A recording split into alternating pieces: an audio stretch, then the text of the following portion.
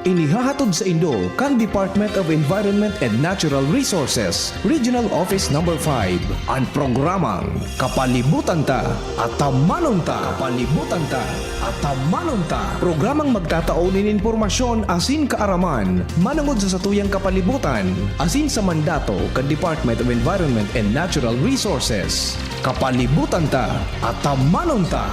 Ngunyan, ang sa Indong makakaibahan.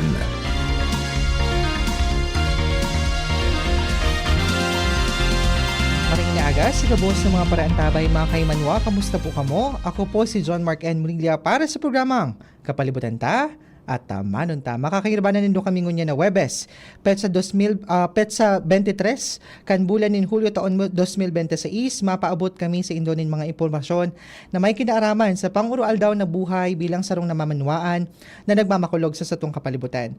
Para sa indo mga kapotan, magapod sa station sa 480-5509 po na alas 11 sando alas 12 nin pagkaudto. Kada Webes o sa CP number na Globe na 0967-127-9960. Pwede man kamo magdulok sa samong opisina. Lunes sundo Webes po na alas 7 nin aga, sundo alas 7 nin banggi. Asin pwede man magpadarakan sa indo mga kapotan o mga suwestyon sa samong opisina na makukuha sa Regional Center site, Rawis, Legazpi City.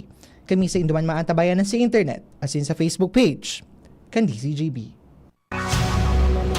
Ang DENR Munyan. Ang DENR Munyan. Mga pangyayari asin aktibidades sa implementasyon kan mga programa kan Department of Environment and Natural Resources, lokal asin nasyonal. Anion ang sa indong tagapagbareta. Ini ang katripunan kan mga bareta sa ang DENR Munyan. Ang Department of Environment and Natural Resources o DENR Bicol sa paagi kan Provincial Environment and Natural Resources Office o Penro Masbate as in Community Environment and Natural Resources Office o Senro San Jacinto nagkondusir nin sarong Communication, Education and Public Awareness o SEPA campaign sa Barangay Royroy, Batuan, Masbate, dahil pa nahahaloy. Nasa 52 na estudyante halos sa grade 5 as in grade 6 kan Royroy Integrated School ang aktibong nagpartisipar sa manlain-lain na aktibidades na pig-organisar na laom na mas mapararom ang pagkasabot ng mga kaakihan manunungod sa mga importansya kan pagprotehir kan kapalibutan as in pagkonserbar kan mga kadagatan. Mientras tanto, pinasalamatan man ni Royroy Integrated School Principal 1 LVR Ensalada ang DENR sa pag-inganyar sa saindang mga estudyante na maging katabang sa pag-ataman kan kapalibutan.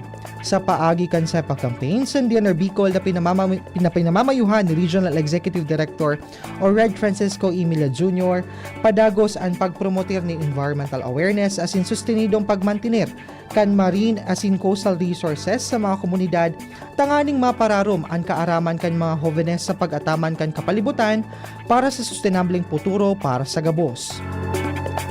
Sa ibong nalado, ang Department of Environment and Natural Resources o DENR Bicol sa paagi kan Provincial Environment and Natural Resources Office o Penro Albay sa pakikipagtabangan sa National Commission on Indigenous People o NCIP nakisumaro sa pagpapakusog kan tiwi agta ang Social Domain Sustainable Development and Protection Plan o ADS-DPP kan Hunyo 29, 2026 sa Ceramic Building LGU Compound Barangay Tigbi, Tiwi Albay. Presente sa aktibidad ang Local Government Unit o LGU-Tiwi na pinamamayuhan ni Mayor Jose Morel C. Climaco, agtatabang non o APO Leader Erlinda A. Sereño, Oroan Indigenous Cultural Community o ICC Chieftain Arsenio A. Condino, Penro Albay personnel, manlain-lain na ahensya ng gobyerno asin mga indigenous people.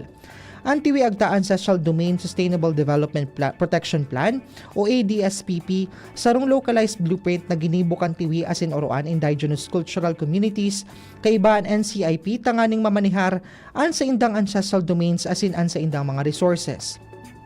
Mientras tanto, ipresentar man ni Penro Albay Technical Services Division o TSD Chief Maria Fepi Reganit ang programa kan DENR asin nagtao nin rekomendasyon tanganing maparahay ang investment plan kan tiwi asin Oroan ICC. Partiman sa pakikisumaro kan DENR ang pagtao ni Nara asin kamagong sidling sa mga IPs.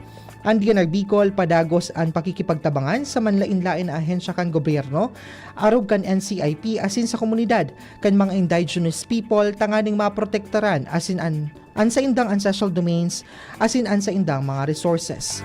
Ini ang katiripunan kan mga bareta sa ang DNR. Ngunyan!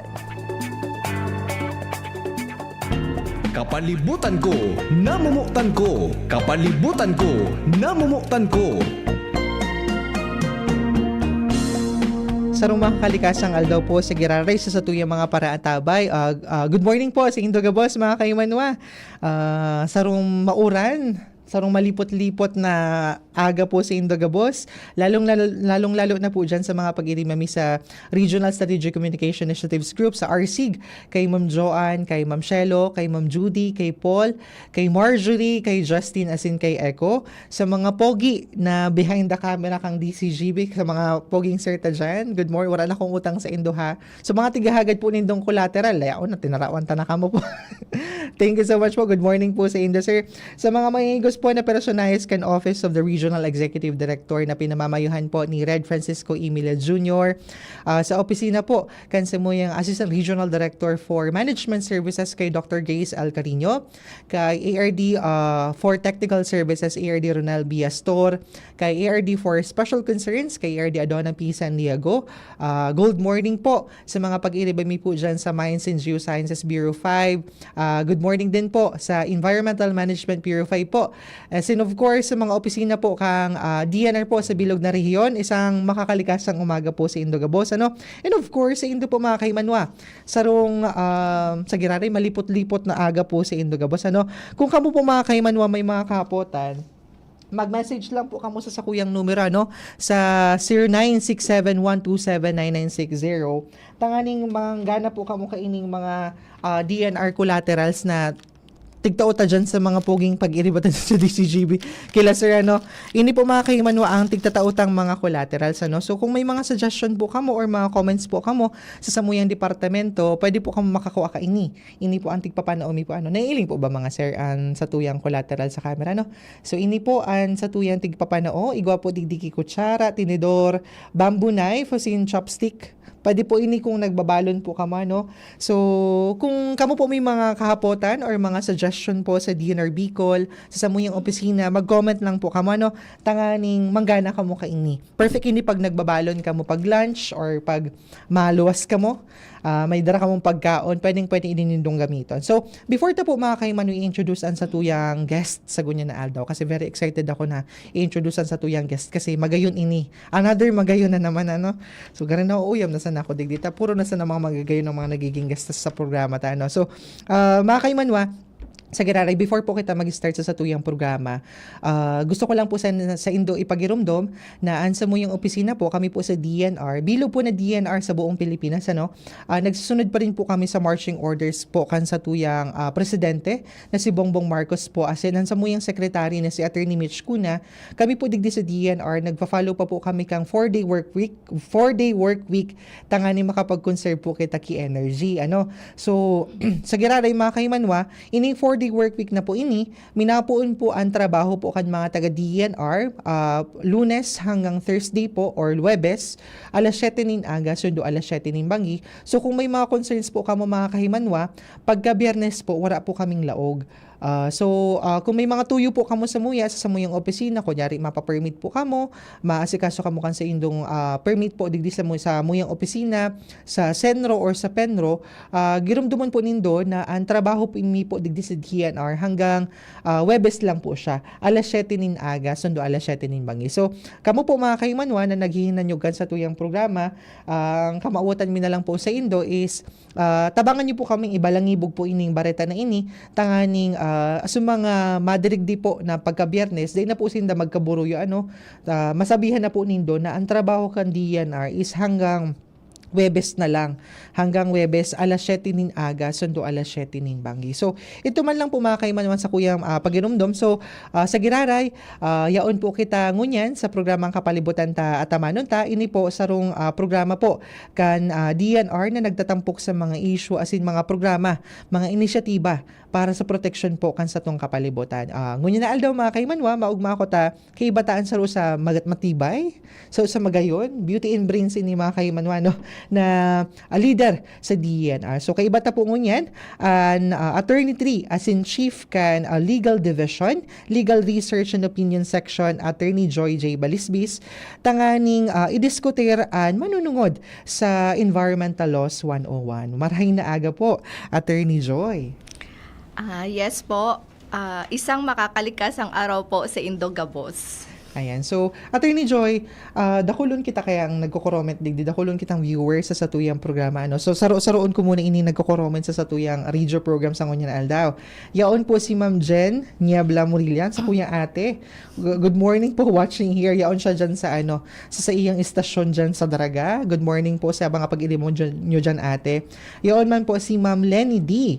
Pa-shout out po, sabi niya po. Yaon man po si Sir Ronnie Supsup Jr. watching po from Legal Division DNR 5. Dahil po kitang viewers sa Ngunyan na Aldaw, sa programa tang Ngunyan na Aldaw, Attorney. So, before po kita mag-start sa satuyang radio program, actually mga kaimanwa, padigdi po kami sa estasyon, nagkauron kami ni Attorney na inidaa pong pag-guesting niya digdi, pangaduwang beses niya daa po. Pero, so enot na guesting niya, panahon pa ni Ma'am Ansi.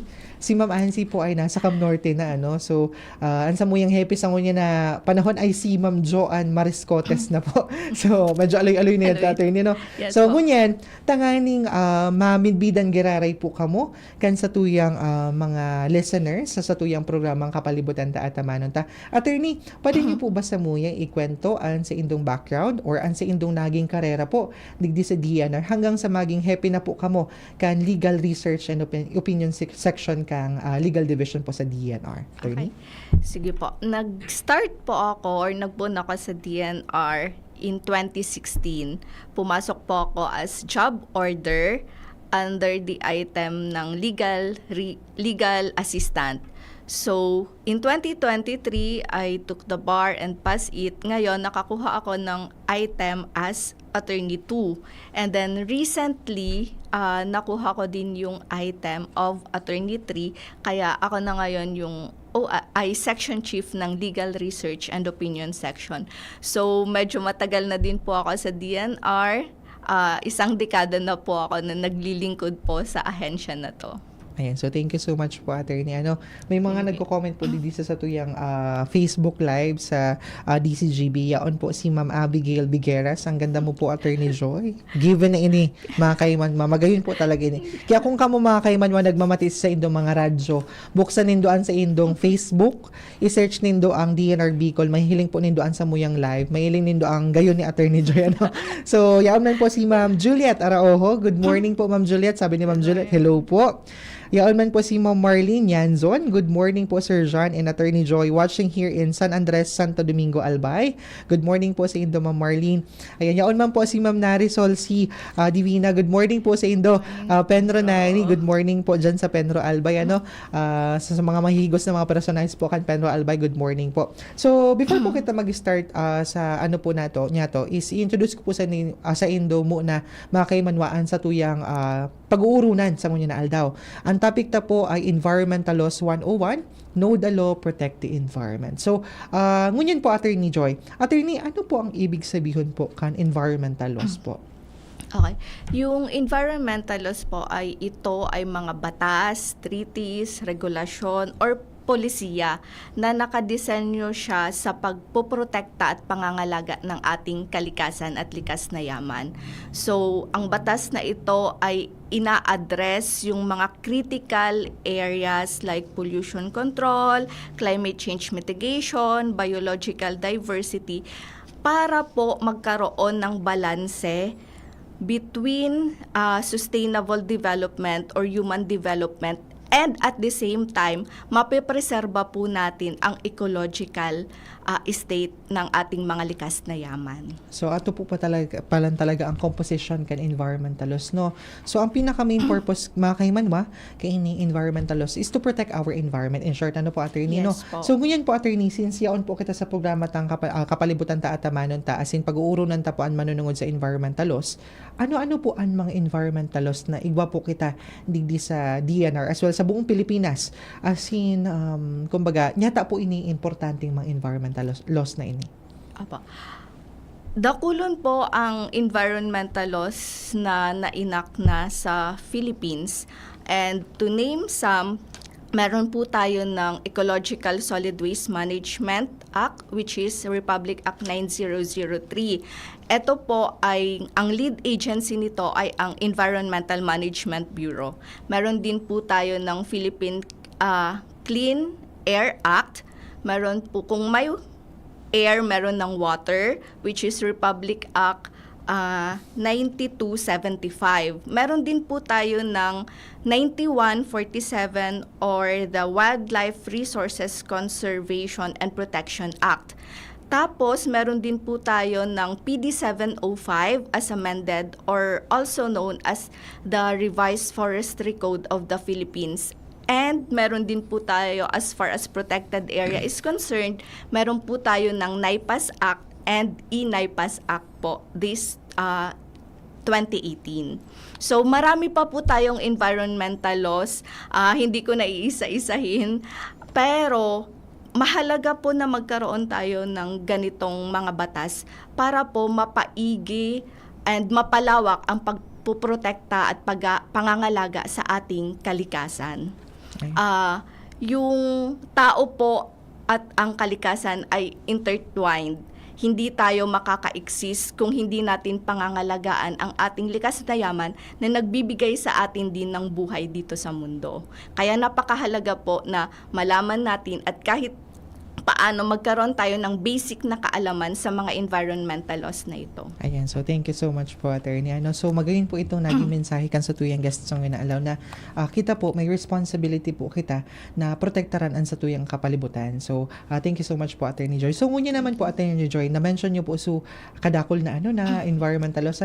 So tigdi po sa DNR, ano po si mga major na mga environmental laws na kaipuhan, gabos, syempre, gabos man na mga lay na na-mention ni Attorney Joy Casubago, importante pero ngunyan, ano po sa mga major environmental laws na kaipuhan gabos sa Pilipino aram, as in pwede nyo po ba kaming matawanan ki brief overview po kanlay na ini?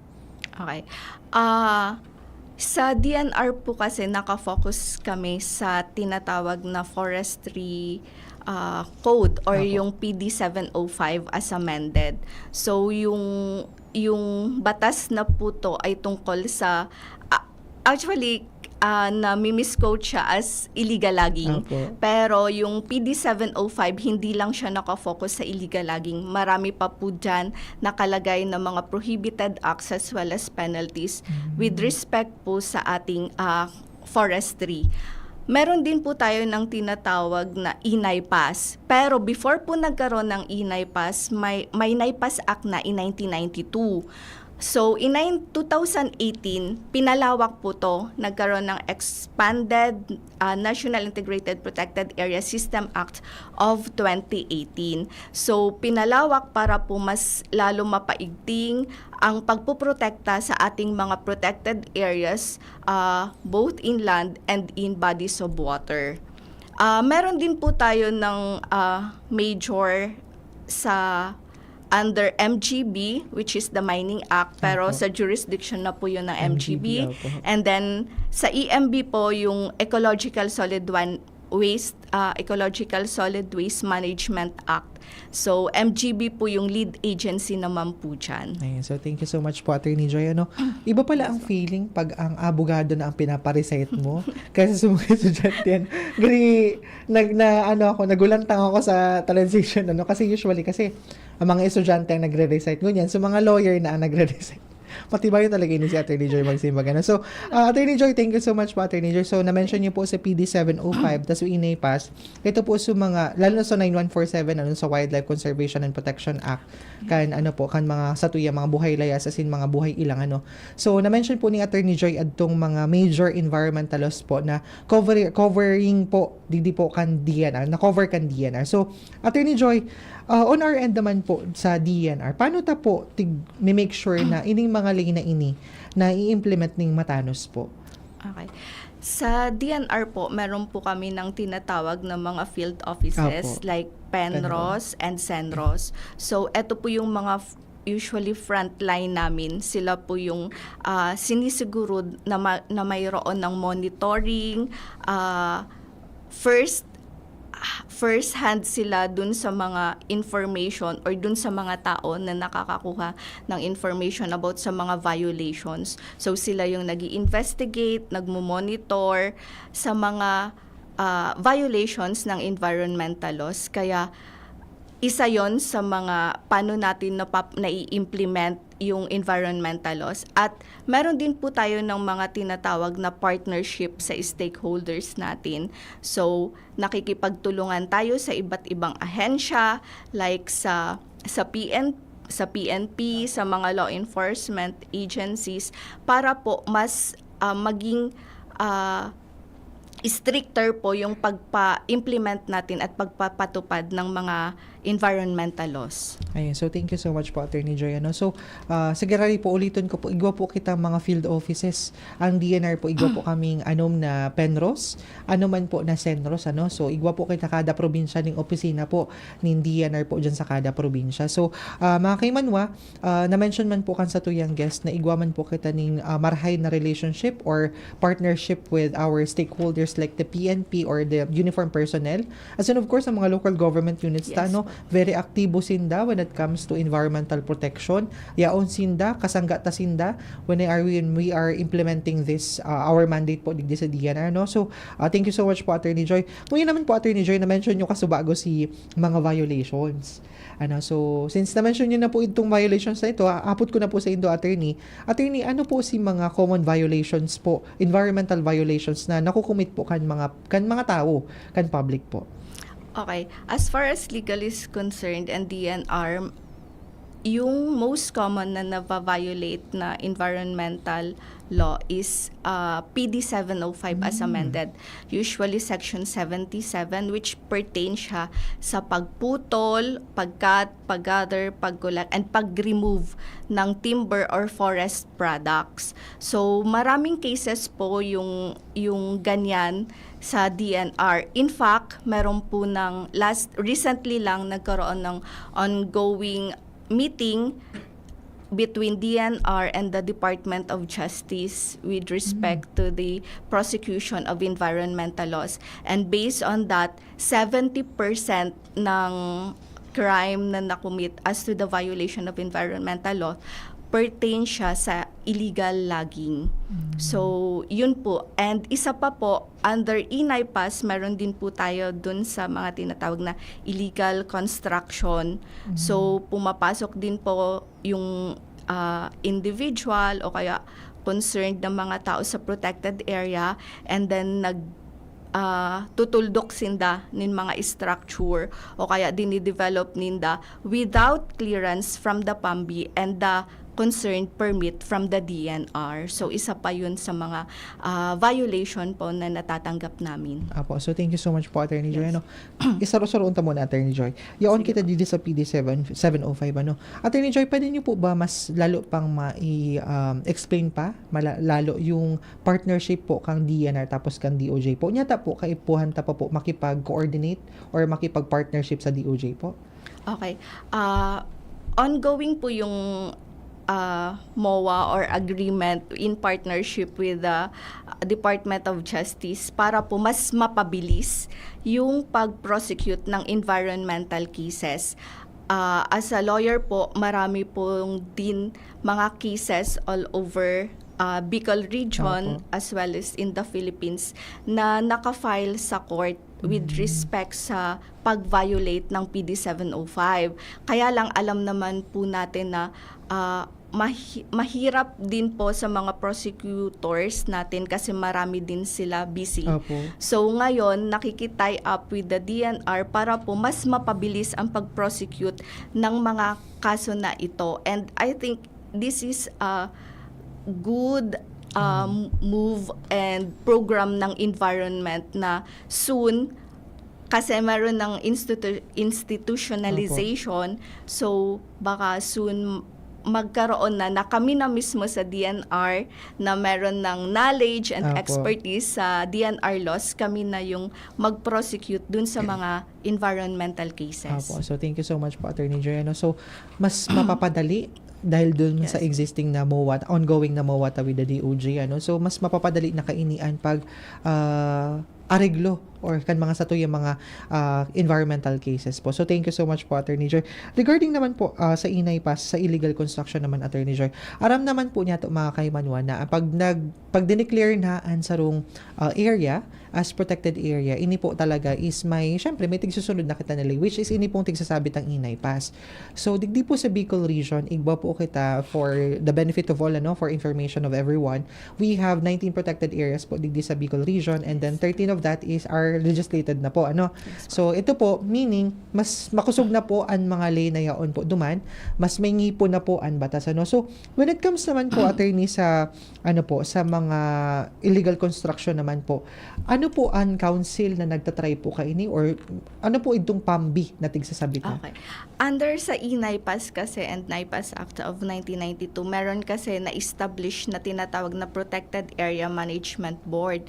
So this board, sila yung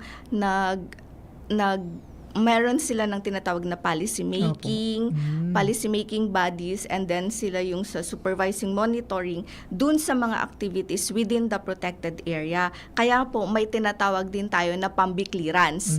Na once meron, you have to utilize yung area within the protected area na sinasabi, pero kasabay din siya dun sa tinatawag na multiple use zone. Apo. Kasi medyo malaki po kasi yung saklaw ng Inay Pass. Apo.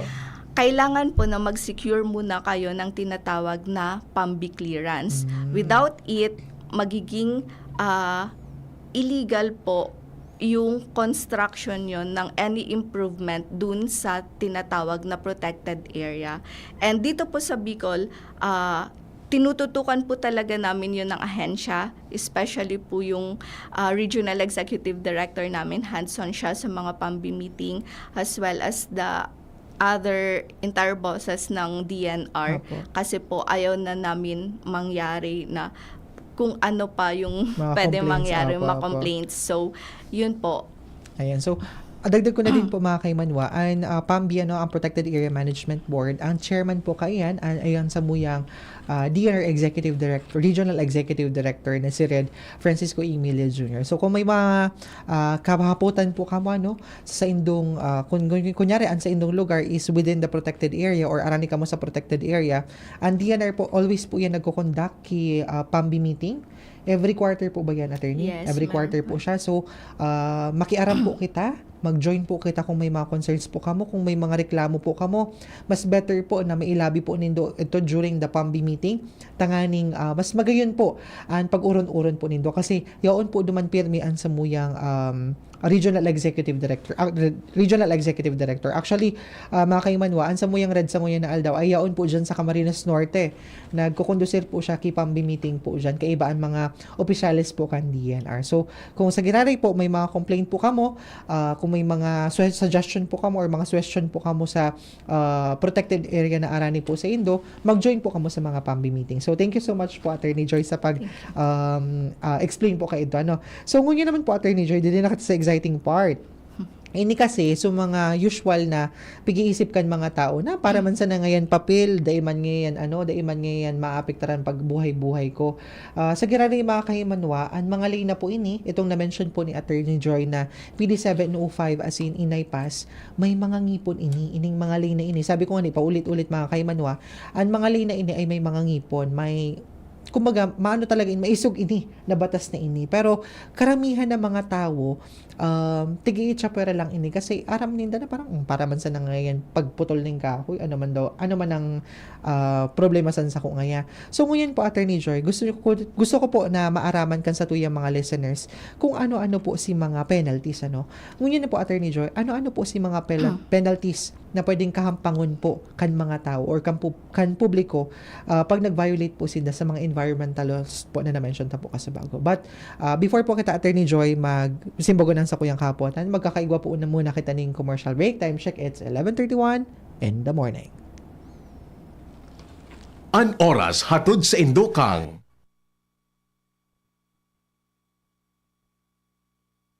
Experience New Star Online for a chance to enjoy exciting daily rewards and bonuses. Have fun. Take it easy. Promo runs until December 31, 2026. EGLD reference number MKTG-2026-0949. Gambling is for persons 21 years old and above only. Gambling can be addictive. Know when to stop. Email responsiblegaming@pagcor.ph. Ginebra San Miguel. Tatak ng tapang. Tatak Ginebra. DENR Antabay. DENR Antabay. Diyos marahing naaga sa Indugabo sa mga kaimanwayaon po kita sa programa Kapalibutan Ta at Tamanon Ta. Ini po programa po kang DNR na nagtatampok sa mga issue asin programa kan DNR para sa proteksyon kan sa tuyang kapalibutan. So yaon po kita giraray sa tuyang programa asin kaiba ta po an Attorney 3 asin ang chief po kan Legal Research and Opinion Section kan Legal Division kan Department of Environment Natural Resources Bicol or DNR Bicol, si Attorney Joy J. Balispis. Tanganing i-diskutar po ang manunungod sa environmental law. So kasubago po, before po kita nag-commercial break, pinag-urunan ta po ang manunungod sa mga lay na igwa po kita dili sa DENR, sa mga major environmental laws po. As in, na-i-explain po kan sa tuyang guest sa ngunya na aldaw, manunungod po duman. So before po kita mag-commercial break, ang kahapotan ko po kay Attorney Joy ay manunungod sa mga penalties for violating environmental laws. But before ko i-mention, before isimbago ni Attorney Joy ito, so ilingon ta muna ang mga comments digdi sa tuyang Facebook live. Garon na iling ko dakulon mga comments. So yaon si si Attorney Nico Romero, proud ako sa iyo Attorney Joy with heart emoji. Yaon man si Mickey Kazar, hi Attorney Joy from DNR Penrose Sorsogon. Yaon man po si Lot Lot, shout out po kay Marco Belen.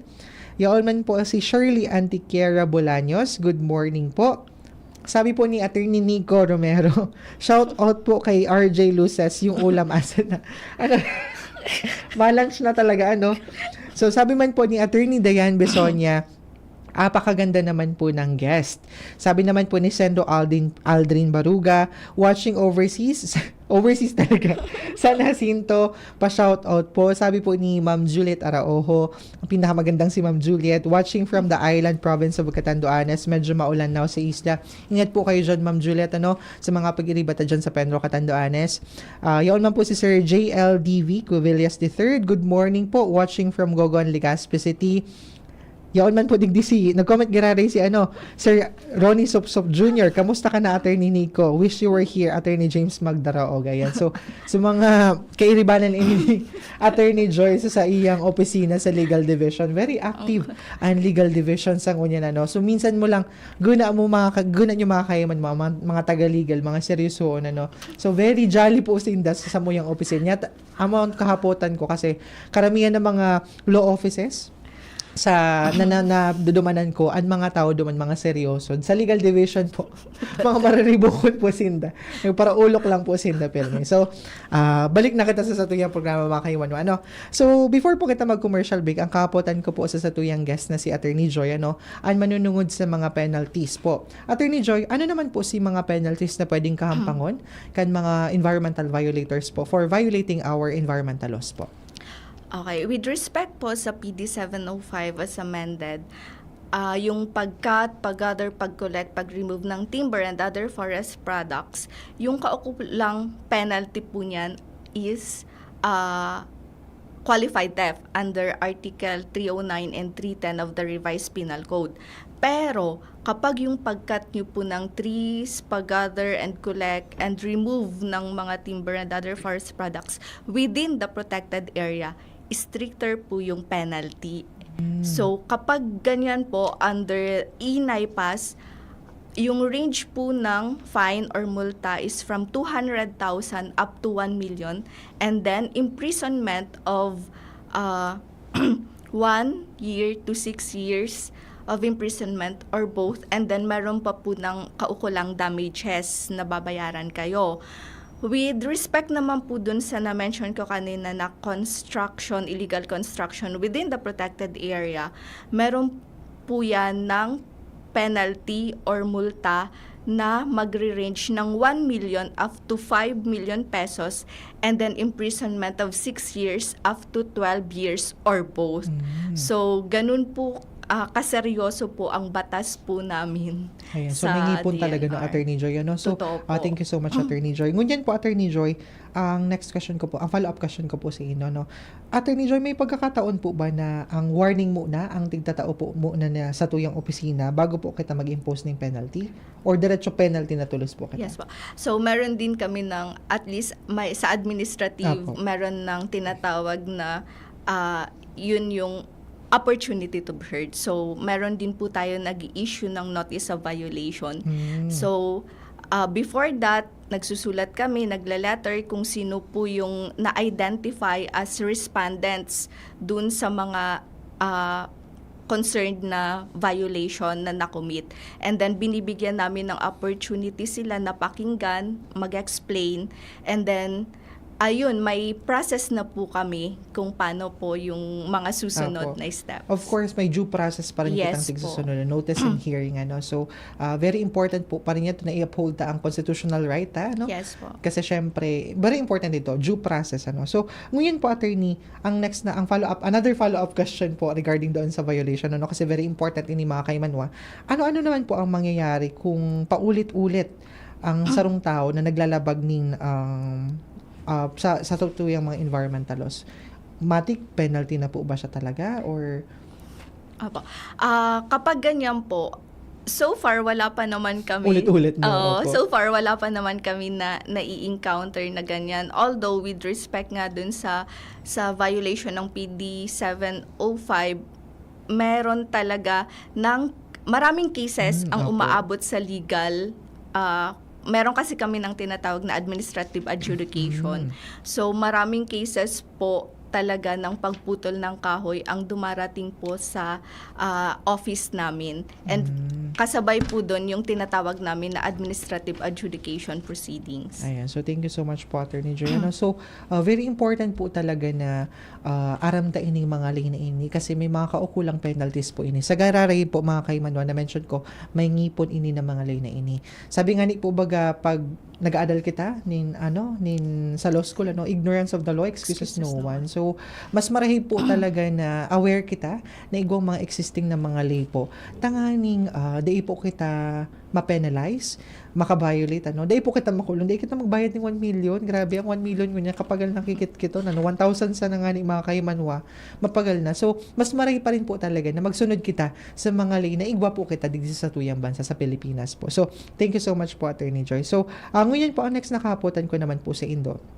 On the side naman inikan mga residentes. Kasi most of the residents, kadaklan taman tabaga sa satuyang komunidad, concerned na sinda sa estado kan satuyang environment. Ngunyan naman po, Attorney Joy, ang kahapotan ko naman po sa Indo. In case naman po na ansarong tao nakawitness ng illegal logging or wildlife trade ngayon or illegal mining or other environmental violations, dakulo na environmental violations, mga kaimanwa. Kung in kasong naka-witness ang sarong tao, kunyari si Juan, nakailing siya nin sarong tao na nagpuputol nin kahoy na warang permit, ano po ang pwede niyang gibuhon sa taong na ito, or ano po ba ang action na dapat niyang gibuhon? Okay. Meron po kami ng mga Penros and Senros offices. So, kung naka-witness po kayo ng mga violators, wag po kayong mag-atubili na i-report ito sa pinakamalapit na Penros or Senros kung saan po nangyari yung violation or yung crime na na-witness nyo. Hindi po kayo, wag po kayong matakot. Anyway, meron naman po anonymous. Hindi namin kayo papangalanan. Bibigyan po kayo ng importansya ng DNR, tutulungan po namin kayo para po at least tayo po magtulungan para po maprotektahan at mapangalagaan ang ating environment. And isa pa po, since uso na ngayon yung social media, meron po kami ng Facebook page, DNR Bicol? yung DNR Bicol. Pwede din po kayo dun mag-message and i-report nyo po kung ano yung mga violations na nakikita nyo at a-actionan po yun ng ahensya, mag-iimbestiga po with respect to that. And meron din po ng, pag mga complaints, meron din po ng 8888, Opo. yung hotline na yon, active pa po yun. So, pwede din po kayo doon. And even anonymous po, mag-a-act po doon yung office namin. Ayan, so thank you so much po, Attorney Joy. So, igwa kita ang mga opisina na pwede po kamong dumanon. Yaon man po saan sa muyang Facebook page. Very active po ang sa muyang Facebook page. Yan po, tigmamanage po. Yan kan sa muyang opisina man po sa DNR. Sa pamamayo po kan sa muyang chief po na si Ma'am Joanne Mariscotes. Si Ma'am Jo po, very swift po ang pag-iwag niya po in cases po na may mga reports po when it comes to environmental violations.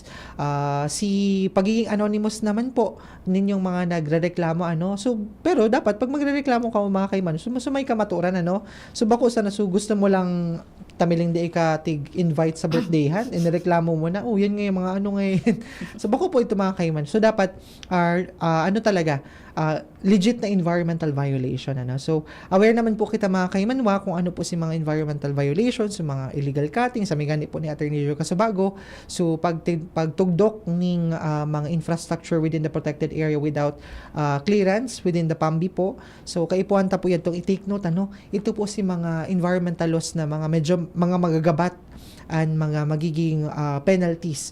So, ngayon naman po, Attorney Joy, as a lawyer din, as an employee of DNR, and bilang sarong kabataan po, on my point of view naman po, gusto ko po mamati sa sarong lawyer, sa sarong environmental lawyer, kung bakit po importante na sa mga kaakian or sa mga kabataan, na sa mga komunidad na maramanindaan, manunungod sa mga environmental laws po. Okay. Napakahalaga or importante po ng environmental laws. Meron nga, nung law school pa tayo, at alam ko rin yung case na Oposa versus Factoran. Opo. So, meron po tayo dun na tinatawag na intergenerational responsibilities. Responsibility po natin ngayon na present generation para sa future generation na pangalagaan at protektahan ang ating kalikasan at likas na yaman. And kailangan po natin mag-start within ourselves na magkaroon tayo ng disiplina sa simpleng pagtapon ng kinainan natin or yung sa candy tapos itatapon mo sa tamang basurahan at hindi tayo maglilitter kung saan-saan. And sa pamamagitan ng ganyan, kailangan na imulat natin yung mga kabataan as young as they are na dapat may pagmamalasakit sila at pagmamahal sa ating kalikasan. Ayan, so thank you so much po, Attorney Joy. Magayon ito na actually gusto ko tanay pa-discuss kay Attorney sa Oposa versus Factoran kasi very important landmark case ito sa civil procedure sa remedial law. So very important ito kuta na mga kaiwan, kaso nga lang due to the brevity of time, data na ito mapapagirestoryan, So thank you so much po, Attorney Joy. So na-mention po ni Attorney Joy kanina, so intergenerational responsibility. Sa Giraray, ang tigagibuta pong pagprotekan sa tuyang kapalibutan ngunya na panahon para po ini sa futuro po, sa next generation, So, sabi nga ni po kansa mo yung DNR Executive Director, Regional Executive Director na si Red Francisco Emilio Jr., ang pag-protect ng environment, bako man sana ini responsibilidad kang DNR. Ini po responsibilidad tapong gabos. So, gabos po kita, may rule po kita na gagampanan, mapa kabataan man kamo, mapa senior citizen, mapa parte man kamo kan LGBTQIA+ community, kahit ano pong organisasyon ninyo, So, may kanya-kanya po kitang responsibilidad sa pangangataman kan sa tuyang kapalibutan. So, importante po na aware po kita sa mga environmental laws na igwa po kita. Kasi sabi nga po, kasubago kan sa tuyang guest, igwa po ini mga penalties. So, mahirap na, dipisil na magbayad kaning wara sa oras, So, thank you so much po, Attorney Joy. Ngayon naman po, Attorney Joy, before po magtapusan sa tuyang radio program sa ngunya na Aldaw, ang next na kaputan ko po sa inyo, ano po ang sa indong mensahe na gustong itao sa tuyang mga listeners sa indang role to protect our environment through compliance with environmental laws po? Okay. Sa gabos po na nagdadangog as in naghihilingon yan sa programa na ini, gusto ko po ipaabot na bawat saro po sa aton may responsibilidad na pangalagaan at protektahan ang atong kapalibutan at likas na yaman. Maging dakula man ini or sa diyot na role nato na ginagampanan, kapag biniriyo po ini, magiging dakula po ang impact para sa pangangalaga ng atong kalikasan. And gusto ko po ipaabot na sana magkaigwa kita nin pagmakulog, empathy, and pagpadaba sa environment dahil saro lang po ini, pag nawara ini, wara din po kita. Kaya magtarabangan po tayo, suportahan nindo po yung programa ng DNR dahil hindi po namon ini kaya kung wara po yung komunidad. Dahil ikaw, ako, tayo ang kalikasan. Ayan, so thank you so much po, Attorney Joy. Ano? So, sabi ko nga ni mga kaimanwa kasabago, responsibilidad tayo ni Gabos. Magayon itong simbag ni Attorney Joy na baka kada saro talaga may responsibilidad. So, thank you so much po, Attorney Joy. Ano? So, na-mention naman po kasabago, ikaw, ako, tayo ang kalikasan. So, nasa satuya sana saro sanaan sa tuyang environment. So, kayo po na talaga ining protektaran. So, before po kita magtapos sa tuyang programa, sa Geraray, ilingon ko Geraray ining, ining comments po, digdi sa tuyang Facebook Live. Kasi, as of now, dahol pa rin po talaga engagement. Dahol lang ang fans ni Attorney Joy, Yaon po si Sir Josh Peralta, go to my chief sa Legal Research and Opinion section.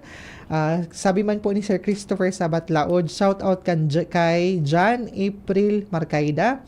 Sabi po ni Ma'am Rosa Betis, good morning po, pabati po Heaven's Friend Staff Agarwood Tea and Plants Bita na Legazpi City from Malate, Manila. Thanks po sa program information. Sabi man po ni Attorney Mary Veronica Balyera, sobrang Latina ng guests. Syempre pati yung grabe man si Attorney Veronica. Ayan po, good morning po sa Indo Gabos dyan. So, Attorney Joy, may gusto po baka mong i-shout out before Yes. po kita magtapos sa tuyang programa po? Okay. Shout out sa Legal Division family. So, hindi ko na kamo saro-saroon. Basta kamo dyan sa legal. And then, yung law school. Nakaabang yung law school friends, classmates ko. Alam, sila Attorney Josh, yung chief legal, and then si Attorney James, Attorney Dayan. Ang dami po ng sa legal, and then of course sa family ko, sa Sorsogon, and to EJ, hello.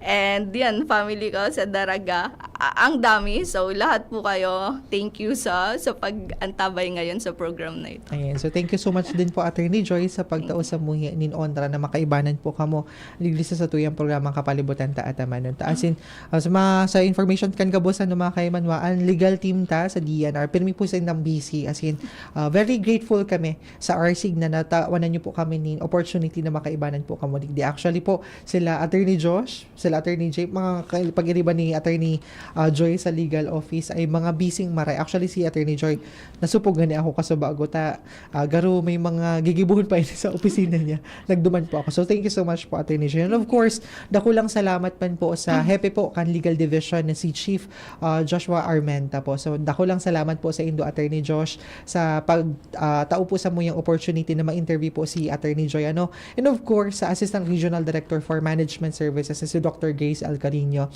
sa suporta po sa RSIG po pirmi na ma-interview po ang legal division. So thank you so much po. So dakulon po ako, Attorney Joy, na nanodan sa tuyang programa sa ngunya na aldaw. As in of course, sure ako na since dakulon ako naukudan, dakul man ang naukudan kan sa tuyang mga listeners, of course, ta manunungod sa mga lay po na igwa po kita didi sa DNR. So sa Giraray po mga kaimanwa, salamat po sa gabos ng mga naging kan sa tuyang programa. Sana po dahil po kamo magsawa na makisumaro sa mga inisyatiba asin mga espuersos na lao maprotektaran asin makonserbaran sa tuyang mga rekursos naturales sa nasyon. So, makaimanwa, follow nyo lang po ang sa muyang Facebook page ng DNR Bicol asin ang sa muyang Instagram account na @DNR Bicol para sa mga opportunities po na pwede pong i-offer po sa Indo, para sa mga news pa po na pwedeng i-offer me po sa Indo. So, sa ngaran po kan sa muyang mahigos asin matibay na Regional Executive Director na si Red Francisco Emilia Jr.,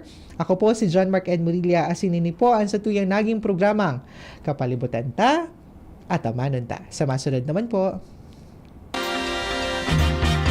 Sa indong nahinanyog ang programang Kapalibutan ta at Amanon ta. Kapalibutan ta at Amanon ta. Diyos mabalos sa indong pag-antabay.